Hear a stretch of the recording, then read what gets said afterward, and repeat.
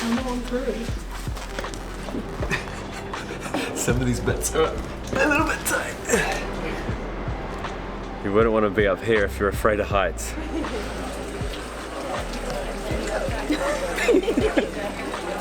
How brilliant is that?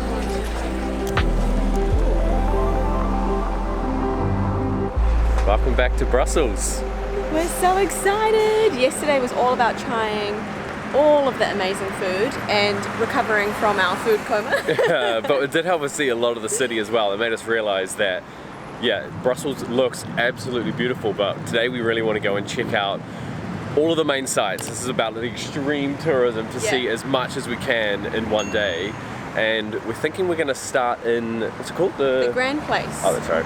And we kind of strolled through there yesterday, had a sneaky peek, and it is amazing. It is definitely something very, very special. The city feels really walkable, and I guess there's a reason that the Grand Place is the central meeting point, because we've kind of had to avoid it like we walking totally around. Otherwise we wouldn't get the chance to kind of like take it in today. And I feel like the thing I like most about it is that it's just so eclectic. Like, there are different styles all around us. So the reason that it looks so varied and there are so many different styles is, I can't remember the exact date, but there was a period where the French were basically bombarding this whole area for about 3 days straight, and a large percentage of this area, of the city and of the square, got demolished. And that's why there are so many different types of buildings. When you look around, each and every corner feels completely different. So there's, I think, 4 different styles. Yeah. Can you remember what they are? Because I can't. Neo something. Gothic, neoclassical, neo-Gothic, and another one that I'm not really sure of. I mean, we don't really know how to identify them, except for Gothic. Like, I instantly recognized that building in particular as being a Gothic style, which is quite recognizable, but we're not we're not historians. we're not architectural experts or anything. Some of them are starting to overlap, and then it just seems like you can actually stand here and scan the buildings and spot all these little differences. I think the thing that brings them all together though is that there's gold, like really bright, like a yellowy gold on a lot of them. And it feels wealthy, doesn't it? Yeah.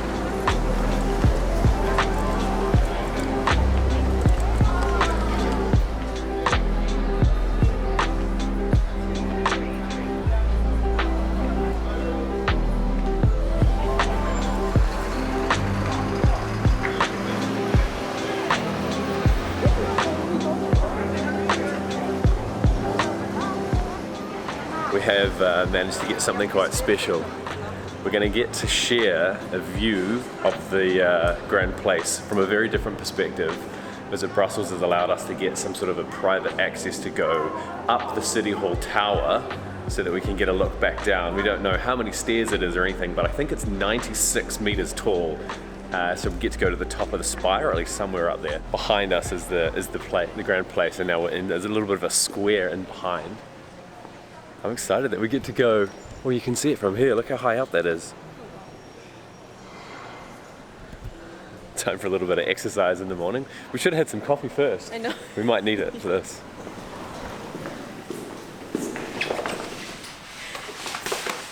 Come on through.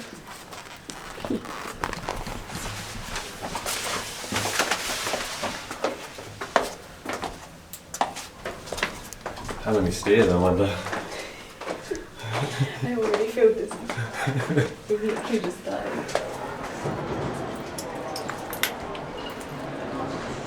How's that? This is only the first floor as well. I don't really know how many there are, but whoa.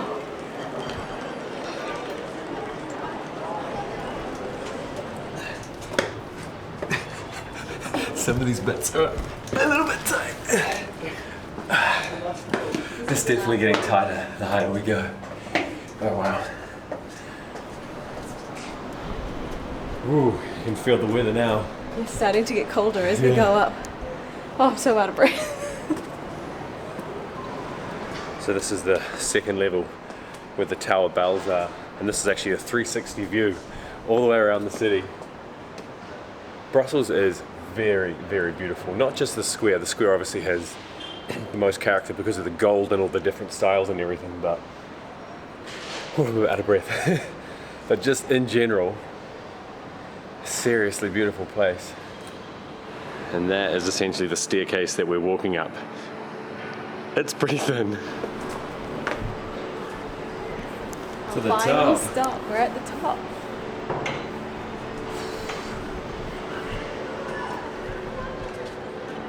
Look at that.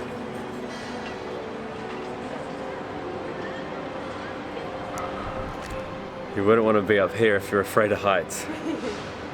I mean, we're as high as we can go in terms of the inside the spire.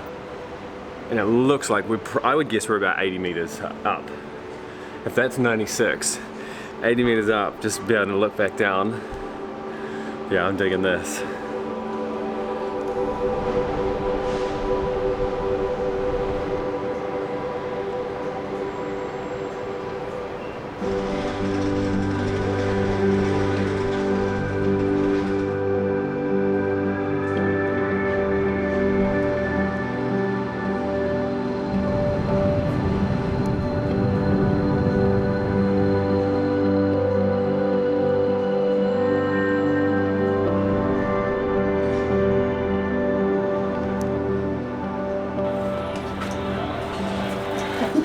Can you take this now? Thank you.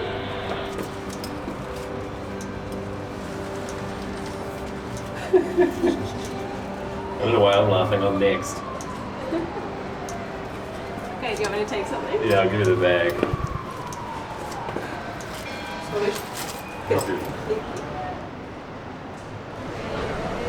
That was a really cool experience.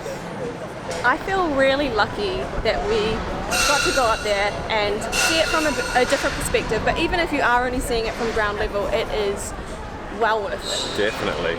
We're on our way now to a bit of a cheeky, there's a little bit of a cheeky story about this statue. It's a little icon. If we had a bit more time in the city, we would check this walk out.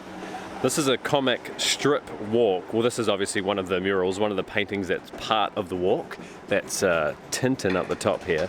So there's like a map that you can pull together, and you can walk around the city, hunting out all these little golden nuggets, these little paintings of various, not little at all, sorry, actually, yeah, these cartoons all over the place. You might laugh when you find out why all of these people back here are standing around taking photos. They're taking photos of a little boy peeing. Not a real boy, a bronze boy. Please, it's not a real boy. A bronze boy that has become kind of the icon of the city. He's a style icon as well. So the reason he's known as a style icon is because he's actually got about 1,000 different costumes that they dress him up in. You can see he's got a little red number on at the moment. He's there's a few different stories about what makes him so special as to why he's become this style icon. One is that he was caught some time ago by a witch, and he was peeing on her door, and so she cast him into stone and then became the statue. The other one is that there's a boy called Julian, and there were some enemies that were secretly making it look like they were from Brussels, and they were actually secretly laying out gunpowder with plans to attack the city. And he was the only one that noticed, and he saw the wick, the fuse burning, and he went up and he peed on it to put it out, and then became the city's hero because he sort of, he ruined their attack, and to pay their tributes to him, they made a little statue of him that is now stuck around. And now he's he's gated off, and you see him all over the city as well. And you can buy little, the little knickknacks and the little bottle openers and everything with him peeing on them.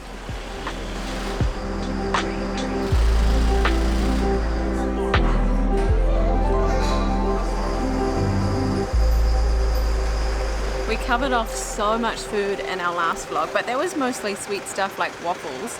So we were doing a little bit more research to try and find out what else there is to eat that's kind of popular or traditional, and seafood came up so much. Things like mussels and shrimp croquettes. Because of the North Sea, they get so much fresh seafood. So that is on the agenda now.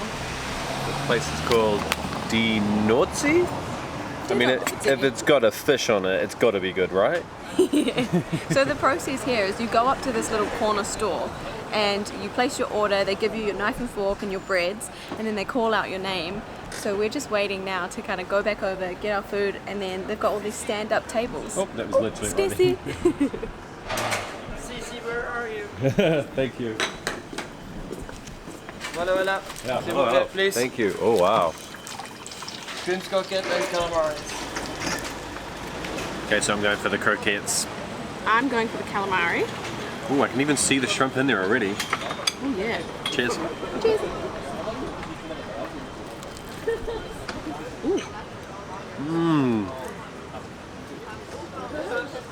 We should have tried at different times so one of us could talk.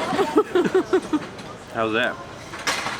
That tastes really fresh. You know, sometimes when you bite into calamari, you kind of have to like rip it away. That's just so fresh. Really soft. Good flavour. Croquettes are killer. They're What like, does it taste like? it's real crisp on the outside. There's only a little bit of like grease to it or oil to it, and then there's like a fishy, creamy taste on the inside. Ooh. Absolutely delicious.